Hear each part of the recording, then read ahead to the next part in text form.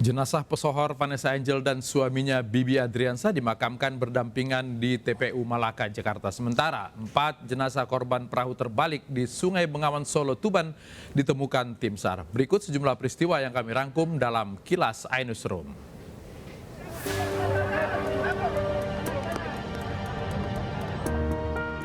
Isak tangis keluarga tidak terbendung saat peti jenazah Vanessa Angel dan suaminya dimasukkan ke liang lahat. Vanessa Angel dan suaminya dimakamkan bersebelahan dalam satu liang lahat. Hujan yang turun membuat suasana semakin haru dan tidak menyurutkan keluarga dan kerabat mengantarkan Vanessa dan suaminya ke peristirahatan terakhir. Vanessa dan Bibi Adriansyah dimakamkan di TPU Malaka, Jakarta Selatan. 3 korban selamat kecelakaan mobil Vanessa Angel masih dirawat di Rumah Sakit Bayangkara, Jawa Timur. Salah satu yang selamat adalah anak Vanessa Angel. Rencananya anak Vanessa akan dipulangkan ke Jakarta bersama pengasuhnya menggunakan pesawat. Sementara itu polisi masih menunggu pemulihan supir dan pengasuh anak Vanessa untuk menggali keterangan terkait penyebab kecelakaan.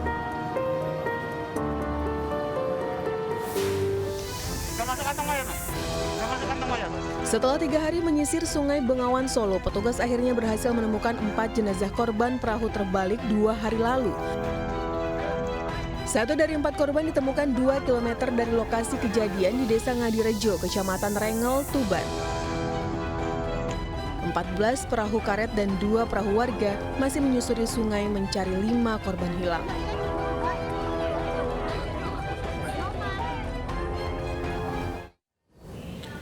Dua jenazah korban banjir bandang di Kecamatan Bumiaji, Kota Batu, Jawa Timur ditemukan. Kedua jenazah ditemukan tersangkut di aliran sungai dan lahan pertanian warga. Sejauh ini, total korban tewas banjir bandang di Kota Batu Malang berjumlah 6 orang. 3 orang masih belum ditemukan.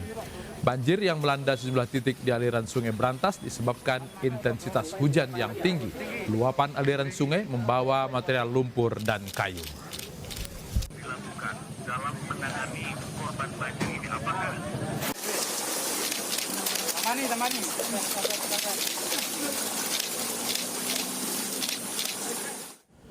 Apa yang menyebabkan banjir bandang terjadi di Batu? Kita berbincang dengan Guru Besar Teknik Pengairan Universitas Brawijaya, Profesor Muhammad Bisri. Prof, selamat malam.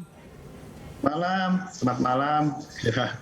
Intensitas hujan yang tinggi. Kalau hujannya intensitas tinggi, tapi buminya bisa menerima, apakah akan terjadi juga banjir bandang?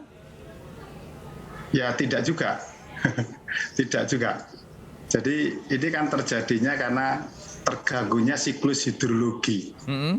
Ya, siklus hidrologi itu adalah kalau kejadian bumi ini belum ada penghuni misalnya masih tidak banyak, maka hujan atau presipitasi dia akan turun dulu, energinya akan turun ke daun-daunan di pepohonan besar-besar. Oke. Jadi energinya dipecah. Energi pecah setelah dia turun ke tanaman, kemudian baru turun ke tanah. Di mana kalau itu belum berpenghuni kan tanahnya masih ada rumput, ada ilalang, ada tanaman pendek-pendek. Kemudian airnya akan meresap. Kalau secara natural meresapnya 70%, 30% itu maksimal melimpas. Oke. Sehingga kalau kondisi natural, siklus hidrologinya natural, ya tidak akan terjadi banjir ya. Oke, berarti ketika sekarang limpasannya lebih banyak daripada yang diterima oleh bumi, itu dikarenakan perubahan peruntukan lahan di kawasan atas?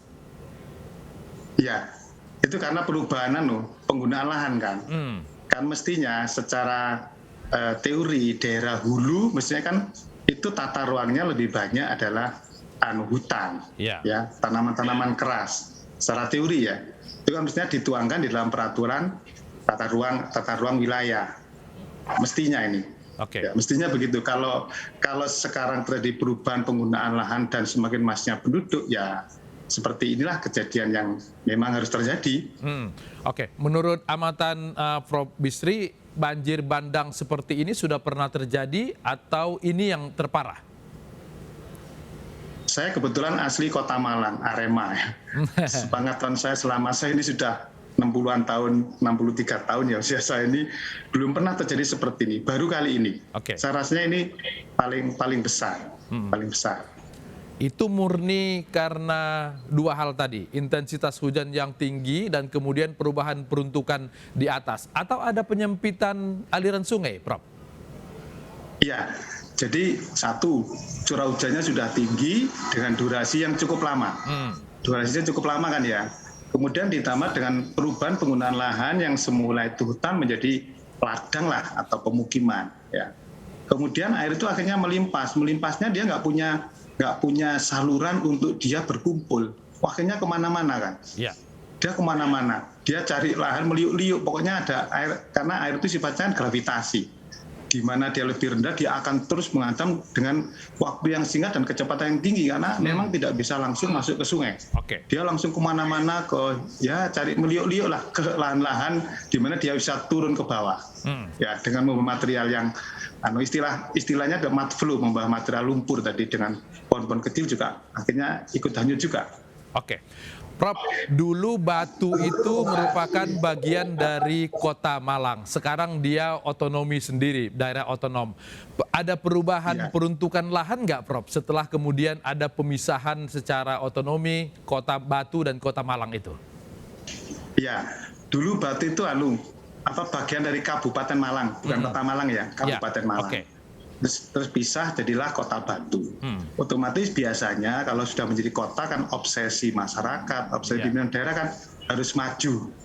Maju itu konotasinya adalah pembangunan yang masif, ya, modern, banyak wahana, itulah maju. Tapi lupa kita harus seimbang dengan lingkungan. Sehingga ya pertumbuhan Batu dulu kalau kabupaten masih sekarang luar biasa, hotel, pemukiman, sudah di pucuk-pucuk. Bukit-bukit itu sudah semua ada pemukiman ya. Lahannya, hutannya sudah mulai habis, kemudian terjadilah penduduk itu dibuat jadi ladang, bukan lagi jadi hutan. Karena entah maklum, karena mereka punya sertifikat hak milik kan. Kalau itu milik perhutani, barangkali pemerintah. Barangkali masih hutannya masih bisa dipertahankan, tapi begitu milik rakyat, sudah hak milik, ya sudah susah dikendalikan. Oke, ada aturan yang harus ditegakkan nggak, Prof? Kan sudah ada di tata ruang mestinya. Tata ruang ya. RT RW. Oke. RT RW. Sempat dan sungai juga sudah ada peraturan menterinya tentang sempat dan sungai. Ya. Sudah ada peraturan menterinya. Semua sudah regulasinya ada. Baik. Tinggal pelaksanaannya. Tinggal pelaksanaan. Kadang-kadang memang tata ruang dikalahkan oleh tata uang ya, Prof ya. Oke. Baik. Prof Bisri, terima kasih sudah berbagi di Ainus. Selamat malam, Pak. Sama-sama. Selamat malam. Ya.